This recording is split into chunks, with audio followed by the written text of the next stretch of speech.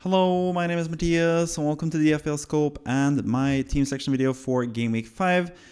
And Game Week 5 is shaping up to be a pretty interesting game week, all things considered. A lot of people are looking into potentially using their bench boost chip, and I have some experience with that because I just used my bench boost in Game Week 4. So I'm going to tell you all about what happened with my bench boost decision making in Game Week 4, how it worked out. Not that good, honestly, but my Game Week 4 was actually pretty good, so I'm going to go through that game week. Going to look at my Game Week 4 free hit suggestion for you guys that I had from last week's team selection video, and also going to have another free hit suggestion for Game Week 5 as well, because I do that every single week on this YouTube channel. And finally, I'm going to talk about my plans for Game Week 5, which will be kind of interesting. A lot of people are just doing 0 transfers now, but I am looking into potentially doing 1 transfer. But I might also go without any transfers because that would leave me more flexibility. But I'm going to show you with upcoming game weeks how I'm thinking for the next few game weeks, because this could be a really pivotal one where I make a pretty huge decision whether I want to keep Salah when I'm trying to add Haaland or if I should just go without Salah as well. But yeah, we'll get to that eventually. First and foremost, Game Week 4, scored 82 points. Really happy with that. I did use my bench boost, however, and not to great avail. 3 points from Dubravka, which was kinda unlucky in the end, I guess, because they did concede a penalty really late, and conceded from that. Salah scored the penalty, so I did actually get some points. I didn't really lose out in terms of points in total, but my bench boost kind of suffered from it, so it doesn't look as good. The decision I made to bench boost this game week, I would have really been saved by Dubravka, especially if he got a penalty save. That would have been a huge score and a great bench boost for me. But yeah, that also tells you just a story about how random the bench boost is. Like, you can all of a sudden get a clean sheet from Dubravka against Liverpool where you don't expect it, but I didn't. So yeah, the bench boost ended up failing, and even more so just because of the transfer that I did because of it. Because I said all throughout preseason that I wouldn't or didn't want bench boost to affect how I did my transfers and how I operated my team. But it sort of became an issue because I sold Palmer, who I really wish I could have kept now because he's looking really good. He came on and scored, got 7 points, so I wish I hadn't sold him. I did buy Semenyo, who I was always going to buy anyway. 13 points from Semenyo, really happy with that. But Palmer, I could have just sold Rodgers instead and had both Semenyo and Palmer currently, and just been in a much better position with Palmer going forward as a differential as well. So yeah, I kind of just did that transfer, I guess, before the game week. It seemed more obvious to sell Palmer because he hadn't really looked that good in the game that he did play against Crystal Palace either. And Rodgers still had really good matches to come after the Everton match, which is still the case. I still don't mind keeping Rodgers, but I would prefer to have Palmer. But either way, I sold him for Semenyo, so I gained points from that. 7 points from Palmer, 13 points from Semenyo. Really happy with that, with the penalty and assist for Semenyo. All around, my team did really well. Gabriel with 9 points, DEFCON points from him also. Anderson also got DEFCON points and bonus points. That was fantastic. Salah got the points in the end with the penalty score. So my captain did pretty well also. I did have another alternative route in terms of transfers as well, with 2 free transfers where I could have sold Palmer again for Devaney, and that would have funded a sale from, I think, Bowen to Haaland, and then I would have captained Haaland. Which I'll show you in a bit, that I'm not just saying that. I did actually advise people to captain Haaland last game week, despite Salah being the way more popular captain overall. So let's actually just go to that, the free hit draft that I had for Game Week 5. And as you can see, or for Game Week 4, I should say, as you can see, I don't even have Salah in the squad. I have Haaland as captain, and I didn't pick Salah because I figured having 3 Liverpool attackers is better than 1. They're going to score more points than Salah. But in the end, Salah got 9 points. Wirtz, Gakpo, and Ekitike got 8 points put together. And I could have used those spots for other players that scored more points as well. So obviously, that was a mistake on the free hit. But all around, 80 points. I'm really happy with that. But most of that is thanks to Haaland getting 26 points as the captain for the free hit team, basically. Defense, really good. Leno with 8 points and a clean sheet. Gabriel with 9 points here as well with the clean sheets. Munoz and Lacroix got clean sheets also. So clean sheets all around for the defense. 5 points for Munoz, 6 points for Lacroix. Wirtz and Gakpo did nothing for Liverpool. Of course, it's a struggle to find good Liverpool assets apart from Salah and Isak, which I'll get to pretty soon. Semenyo with 13 points, he was always going to come into my team. He was always one of my favorite options in Game Week 4, and he delivered with 13 points. Grealish with 3 points, was unlucky to not get more because he was really good in that game against Aston Villa. And then finally up front, Ekitike and Mateta both failed and blanked next to Haaland, who was absolutely amazing. Anderson on the bench there with 10 points. He was one of the players that I really liked before the start of the game week. And I started him in my own team and benched him in the free team, and that's why my own team actually outscored the free team. One of the reasons too, but also obviously with the bench boost, I got more points on my regular team. That makes sense because I used a chip to get some extra points from that. Even though it wasn't the most points, I got 9 points from my bench boost, not the best. It's still 9 points. So yeah, I would have had 7 more points, 8 more points on the free hit compared to my own team if it wasn't for the bench boost. So yeah, pretty happy with the bench boost or the free hit selection, the draft that I put out to you guys on the team selection video last week with 80 points. Also, even my best alternatives there, GW4 scored, got 6 points, Salah got 9 points and scored, Virgil van Dijk got a clean sheet and scored 8 points.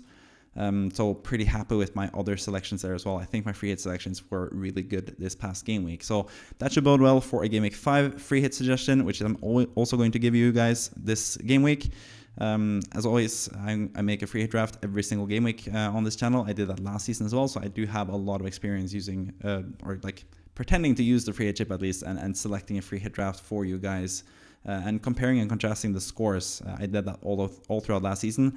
I'm doing that this season as well. I'm accumulating all the points that I've gathered on my free hit drafts and comparing that to my own overall rank. And currently, I actually have a better overall rank than the free hit overall rank, where I get to select every single player each week. I get to use unlimited transfers. So that tells you something about how difficult it is to use free hit. Like, it doesn't always outscore your own original team. Sometimes your original team does better, and it is pretty even. It's actually pretty tough to gain like 10, 15, 20 points on your free hit because your regular team usually does pretty well also. But yeah, for the Game Week 5 free hit draft, Darlow in goal, Wolves or Leeds at home or away to Wolves. I think that's going to be a really low-scoring game. That's why I have Agbadou also as one of my best alternative defenders, because I think that's going to be a 0-0 game. Anderson at home to Brentford for Fulham. I think they can easily keep a clean sheet in that game. Milenkovic against Burnley, the same. He also has some goal threat from set pieces. Kukurea against Man United, just because he has that attacking threat. He got his rest now for Chelsea, and he's going to be ready to play against Man United, who are looking pretty bad. Kukurea can get goals, he can get clean sheets, he can get bonus points. I think he's a fantastic asset, despite not playing this past game week from the get-go, really. Van Dijk is always pretty good, can score, as he showed in the Champions League. He can get a clean sheet, can get DEFCON points. He can get pretty much everything you want from him. He plays against Everton at home. Salah, the pretty easy captaincy choice against Everton at home this game week. He looked electric in the Champions League, and I think he's back to his best now that Frimpong is back in the side and he has an actual right back behind him and not Szoboszlai, who went into midfield mostly as a right back and pushed Salah out wide. I think Salah's going to be so much better now that Frimpong is coming in, which is going to give me some troubles when it comes to my team selection going forward, because I do really want to keep Salah, but I'm even more want to get Haaland in, and I might have to sell, or probably would have to sell Salah to get Haaland in. But yeah, Salah's looking really good. And I did tweet that before the Liverpool-Atletico Madrid game. I was quick enough to think that, okay, I should tweet this before the game just so it doesn't look like a knee-jerk decision. But I was really wondering how Salah would look with a proper right back behind him, and it looks really good so far. Palmer against Man United, like I said, I wish I had him this game week. I think that's a great game for Chelsea and against Man United. We just saw Man United just really struggle against Man City, lost 3-0 quite easily. And I think Palmer and João Pedro, who I up front as well, can really take advantage there. Yeremy Pino, I also quite like as a differential pick. He looked like the most lethal player for Palace this past game week. Even though they didn't score against Sunderland, he was the most, like the closest to getting a goal there. And West Ham are typically a team that lose against Palace, so I think Yeremy Pino has a good chance at that attacking position that has been looking really nice this season. Ismail Assar looked really good in that position before he got injured, and Yeremy Pino has looked pretty threatening as well in the 2 matches that he has so far for Crystal Palace. Semenyo keeps his place just because he's in great form. Newcastle just lost to Barcelona in the Champions League. Pretty tight-fought game where Newcastle actually pushed on and could have had a result there, but they lost 2-1 in the end, so I think that's perfect for Semenyo. He can pick up the scraps against Newcastle at home in Bournemouth as well. And get some points there. Kevin from Fulham, I also really like. He had 15 minutes that were just absolutely fantastic for Fulham on his debut. And I think Brentford at home, he should be able to start because now he's had a full training week with the Fulham team now. So he's going to be ready to play against Brentford at home in that West London derby. So Kevin's going to be a really fun differential if you're free hitting in Game Week 5 and someone that I would pick if I was free hitting this game week. And then finally, João Pedro up front. Like I said, Man United away, really good fixture for goals. I think, especially for Chelsea, who are the better team, who are expected to win that game at Old Trafford. But it is still a tough game, I guess, at Old Trafford, but Man United are pretty poor defensively, so I do quite like the double up from Chelsea here. On the bench, Dubravka against Nottingham Forest at home could be a clean sheet. A lot of people are banking on that for their bench boost this game week, and I don't really blame you because Nottingham Forest haven't really looked that good offensively, even though Igor Jesus scored twice in the cup now. That was against a lower division side, so yeah, that does make sense. Mateta against West Ham, I've benched him for Yeremy Pino just because of the comments from Glasner, who said that Mateta needs a rest, so I'm not even sure if he's going to start against West Ham. I do believe he still will, but he probably gets like 60, 70 minutes before he gets subbed off, so not entirely sure about him or any of the other strikers really. I picked one striker for a reason here because I don't really like the alternatives in Mateta, Muniz, who I also have on the bench, or Gyökeres, who I have as the best alternative. Mukiele from Sunderland, I think it's actually a pretty underrated and good pick this week. Aston Villa, who haven't scored so far this season. Mukiele, who has DEFCON points in both of his matches so far for which team is it even? Sunderland. Yes, that is correct. Sunderland. So yeah, he's looking like a pretty good pick as well. Muniz is just like a final pick, just a cheap striker who plays, at least starts for now, but I'm not too happy about his minutes. And also, I do prefer Kevin from Fulham if I want to play an attacking player from that fixture, really. So yeah, that is my free draft suggestion for you guys for Game Week 5 if you are on a free hit. So I hope that was helpful to you. And now finally, let's move on to my current plans for Game Week 5 myself, where I'm not using a free hit or a bench boost because I've used both of those chips already.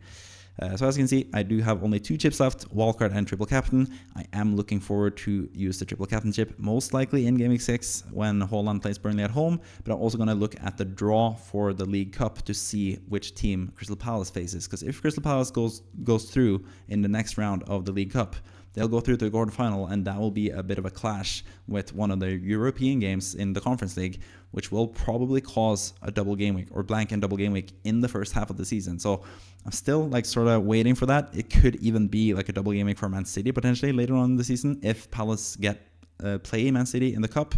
Both of those fixtures, like both Crystal Palace's fixture in Game Week 17 and Man City's fixture in Game Week 17 or 16, can't quite remember, could be either like put forward like a week or postponed and get you a double game week and a blank game week around the end of the first half of the season. So that would be really interesting, especially if it is Man City. And for what it's worth, that's a very, very low likelihood that it is Man City. But like if it is, for example, they could face Leeds and Crystal Palace in the same double game week. So ideally, then, if that's the case, then you would save your triple captaincy chip for that. But maybe even your bench boost chip or free hit chip could also be good in those game weeks, either the blank or the double.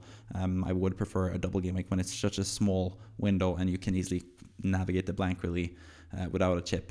So yeah, those are my considerations when it comes to the other chips. My wildcard I'm going to use in Game Week 13. That is pretty much set in stone now, unless I get a lot of injuries and stuff. I think I'm in a pretty good position with some Arsenal players already. I can easily get Haaland, whether that's by selling Salah or keeping Salah. I should be able to get Haaland for Game Week 6, or I will be able to get Haaland in Game Week 6 using just regular free transfers. So yeah, I'm in a pretty good position to keep my wildcard until Game Week 13, which is looking like a really nice game week where both Liverpool and Man City get amazing matches pretty quickly after they face each other in Game Week 11. They have really nice matches from Game Week 13 onwards. Liverpool, even from Game Week 12 onwards, when they play Nottingham Forest at home, have really good matches. So really want to triple up on both those teams because they have a lot of good assets potentially at that time at least. But anyways, when it comes to my Game Week 5 plans, I have 2 main options really. The third option that I have listed there, Bowen to Isak, is just in case we get team leaks and Isak plays against Everton. Maybe Arne Slot is just not telling the truth and Isak is more ready to play than what he lets on really.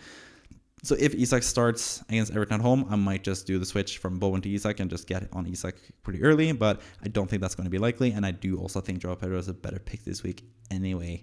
And next week against Brighton, I think he has better fixtures for the next 2 than Isak does before they face each other in Game Week 7.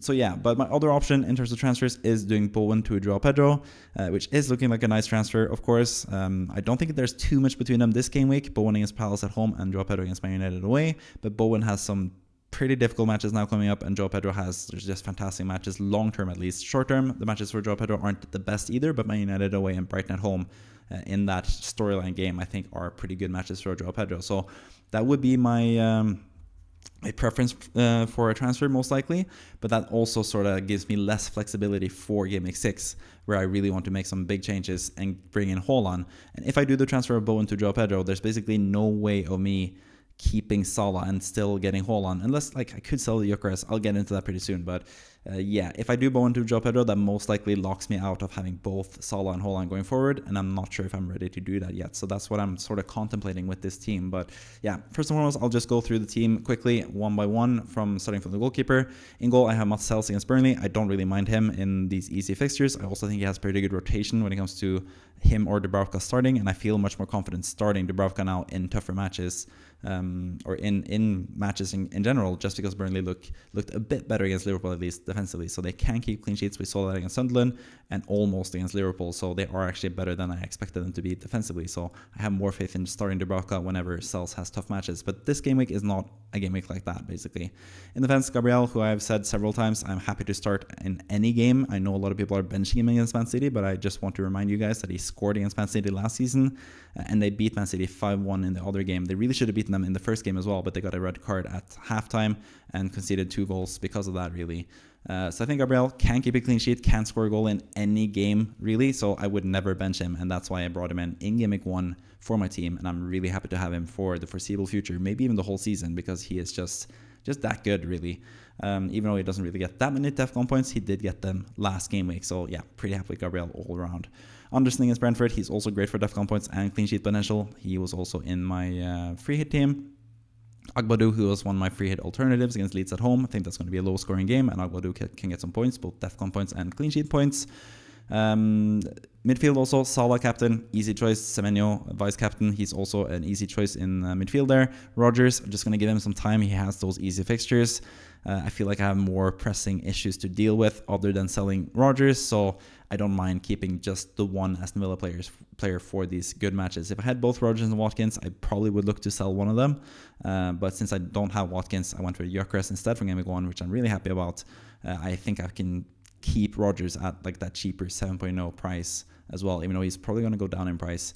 The final midfielder is still Josh King, even though he was really disappointing last game week. Got subbed off right before the hour mark, which also cost me 2 points on my bench boost, which I was unhappy about. So I'm not quite as confident in King as a starter anymore, even though this is a really good fixture for him. But I do have a dilemma who I'm going to start as my final 11th starter there. King is currently in the squad, but I think that's mostly just because I didn't want to do the graphics and change the tactics, really. So I think I'm leaning more towards one of the defenders, either Richards or Diouf, who obviously plays against each other. I also have both Bowen and Mateta up front, so I can't really get points from all those 4 players at the same time. That's going to be really difficult unless the defenders score goals as well. So that was like one of the reasons why I didn't want to bench boosting in week 5 like most other people, because I would have Bowen against Richards and Mateta against Diouf. I wouldn't be able to get that many points. Also Reinders against Gabriel. Like, it was just too many conflicting games for me to want to bench boost in game week 5, really. But yeah, I'm in between King, Richards, and Diouf as my starters. I could do the Bowen to João Pedro move, and then I would still be able to play Richards and sort of like FPL at least wise. I would hope for Palace to keep a clean sheet, but obviously as a West Ham fan, I want West Ham to beat Palace in that game, really. So yeah, so I could do that. Could start Richards, especially if I sell Bowen. That would make more sense from like a ceiling perspective, because I can in FPL again hope that I get points that way. But the more enticing prospect, at least for me as a West Ham fan, of course, is to just play Diouf, keep Bowen and play him as well, and just hope for the best for my favorite team. Like, that is like unfortunately the bias that's gonna hurt my points total this season, as it already has done, because Diouf and Bowen have scored 0 points, or not 0 points, but like very few points for me, because they are both they only scored points in game week 3, really. Diouf had an assist in game week 2, but like they mainly scored their points so far in game week 3 when I free hit it and didn't have either of them, really. Up front also I have Gyökeres against Man City at home. I feel pretty good about him. I think he's one of the better strikers this season, and also in this game week. So I don't really mind it, even though Man City is not the best fixture, but we've seen Arsenal score several goals. They scored 7 goals against Man City last season, and City aren't the best defensively, so I'm pretty happy with Gyökeres for this game week in total. Mateta, like I mentioned, there are those comments about him needing a rest, so I don't really feel too good about him, but this was always going to be his last game week for me anyway, and then I'll move him on for Haaland next week, regardless of what happens this game week, really. So yeah.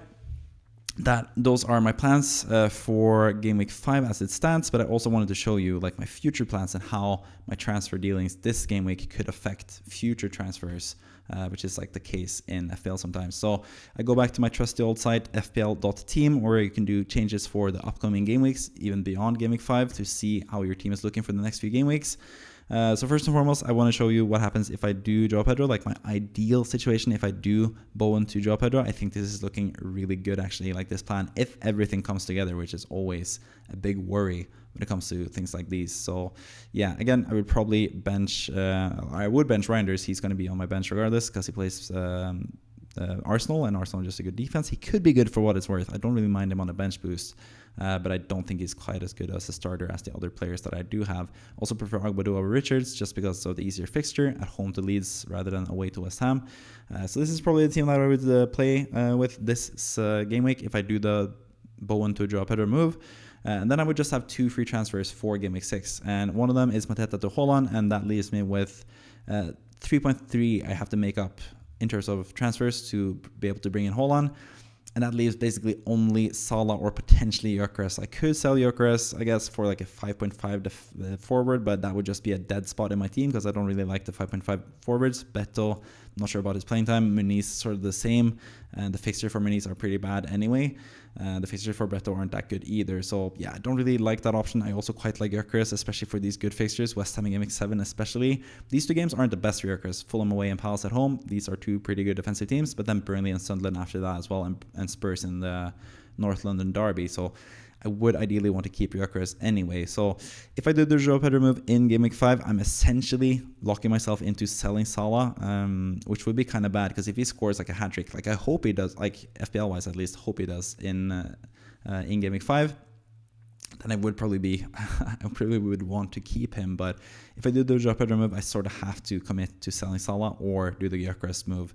I could do that. I could do Gyökeres down to even like a 4.5 dead spot, like a Krupi Jr., for example, and then upgrade King.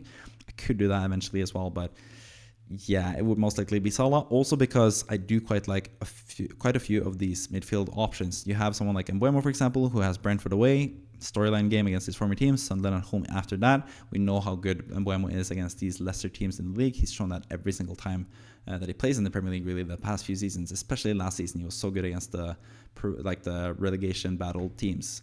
So he has 2 of those fixtures, and then he has like a tough fixture against Liverpool. So that's the only downside. Like I would ideally want to have someone for Game Week 8 to play, and then I can do Palmer in for Game Week 9, but I could also do Mbeumo to Palmer already in Game Week 8 potentially.